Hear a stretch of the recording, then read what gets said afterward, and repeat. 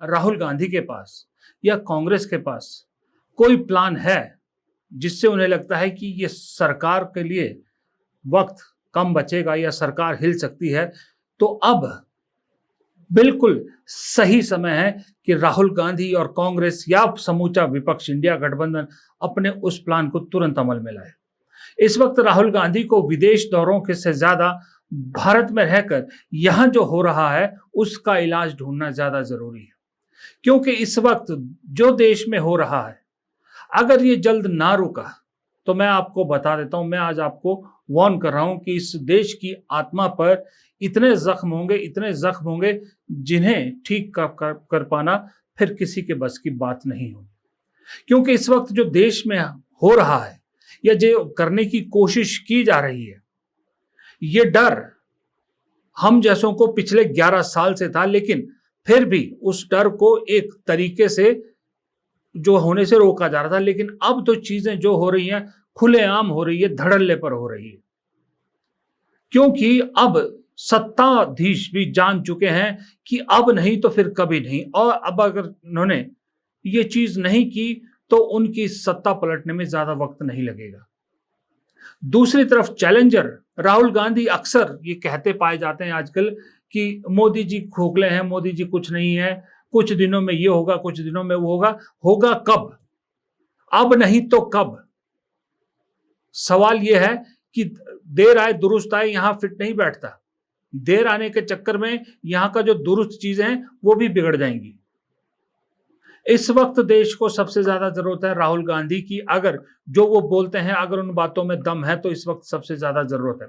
मैं क्यों ये बात बोल रहा हूं? मैं इसलिए बोल रहा हूं कि इस वक्त मुझे ऐसा लग रहा है कि जो देश में हो रहा है, नेहरू की आत्मा रो रही होगी, हमारे पूर्वजों की आत्मा रो रही है, इस देश के संस्कृति, इस देश के सम्मान की आत्मा रो रही है।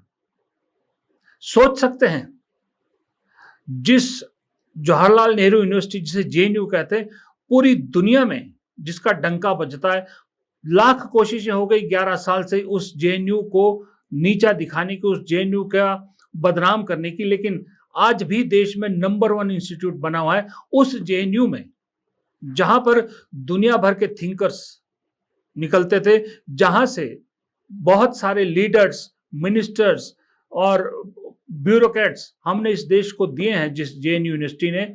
आज उस यूनिवर्सिटी में संघ की शाखा लग रही है। सोच सकते हो संघ के 100वें साल को लेकर क्या क्या हो रहा है इस देश में। संघ की शाखा जेएनयू में लग रही है। अब ये नेहरू की आत्मा को झकझोड़ेगी नहीं तो क्या करेगी? नेहरू का नाम जुड़ा उस यूनिवर्सिटी से। इस देश के जितने शिक्षाविद हुए हैं, जितने हमारे पुराने नेता और वो आजादी के लिए जिन्होंने काम किया, जिन्होंने इस देश के भविष्य को लेकर शिक्षा पर जोर दिया, जेएनयू जैसा इंस्टीट्यूट स्थापित किया, उन सब की आत्मा रो रही होगी कि जब संघ की शाखा जेएनयू कैंपस में चल रही है। संघ की शाखा सिर्फ जेएनयू कैंपस में नहीं चल रही, प्राइवेट सोसाइटीज में जेएनयू की शाखा चल रही। घर घर जेएनयू के, घर घर संघ के लोग जाकर संघ की कामयाबियां गिना रहे हैं।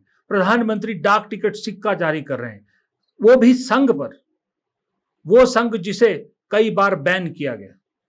आज वो संघ इतना बड़ा हो गया है कि जेएनयू में उसकी शाखा चल रही है। भारत में जो भी विदेशी मेहमान आता है, जो पर्यटक आता है, 100 में से 100 पर्यटक भारत आके एक चीज देखना चाहता है, और भारत आने का सबसे बड़ा कारण उसका एक चीज होता है, वो देखना चाहता है इस दुनिया का 7वां अजूबा या 7वें अजूबा में से एक, ताजमहल। प्यार की निशानी पूरी दुनिया में मानी जाती है, वो ताजमहल भी खतरे में है। जी हां, ये देखिए, इतने सीनियर अभिनेता जिसको इस देश ने सर आंखों पे बिठाया, वो ऐसे जो है प्रोपेगेंडा फिल्म में जुटे परेश रावल कि अब ताजमहल को लेकर एक फिल्म बनाई, प्रोपेगेंडा फिल्म लेकर आ रहे हैं, जिसमें सीधा सीधा ये सवाल उठाया जाएगा जो बाबरी मस्जिद या मथुरा को लेकर उठाया जा रहा है कि दरअसल ताजमहल किसी वक्त में मंदिर हुआ करता था।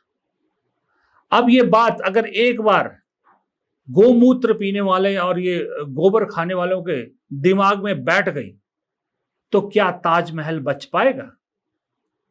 क्योंकि ताजमहल की सुरक्षा का जिम्मा जिस सरकार पर है, जिस राज्य में है वो, वहां की सरकार तो चाहती यही है कि ये ऐसी निशानियां मिटे जहां कहीं मुसलमान का नाम जुड़ा हो।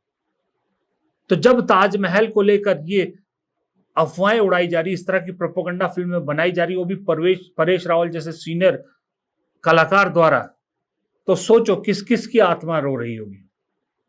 भारत की पहचान मिटाने की कोशिश की जा रही है, भारत की पहचान नए सिरे से लिखने की कोशिश की जा रही है।